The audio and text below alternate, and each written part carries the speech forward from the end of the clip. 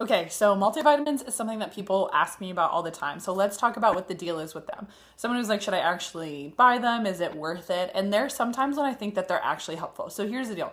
But multivitamins are something that are not necessarily necessary, but they're also not bad. And I'll say like contextually they can be helpful. So here's what I'll say. If you're starting out your health journey, they're a great thing to add into what you're consuming to make sure you're covering your bases because it's a lot to think about in regards to all of your micronutrients.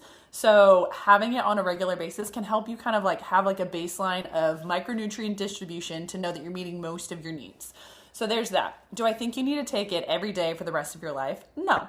I keep a multivitamin on hand for like special occasions, essentially. So like if I'm going out to eat, if it's like the holiday times, if eating is ever abnormal, I'll take it during that time. Or if I'm like starting to get sick, I can start like having it on a regular basis to make sure that I've maximized the capacity of all my micronutrients and make sure I'm definitely meeting my needs. But I think for the most part, we've talked about this before, if you're getting an even distribution, you're getting different colors, you're getting a bunch of different produce and different distribution of types of foods on a regular basis, you could be meeting close to your needs. So having a multivitamin every other day, a couple times a week is something you can add into it, but I don't think it needs to be every single day, like if you skip a day, like it's not a big deal and that's totally fine.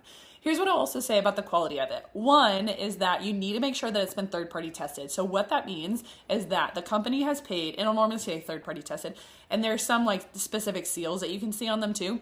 But it means that they've paid someone to come in and audit their stuff. What it says on the label is actually in their product and they make sure that it matches. They also there are some companies that'll make sure that it hasn't been tainted with heavy metals and different types of toxins that can happen during the processing. So you need to make sure that it's been third-party tested.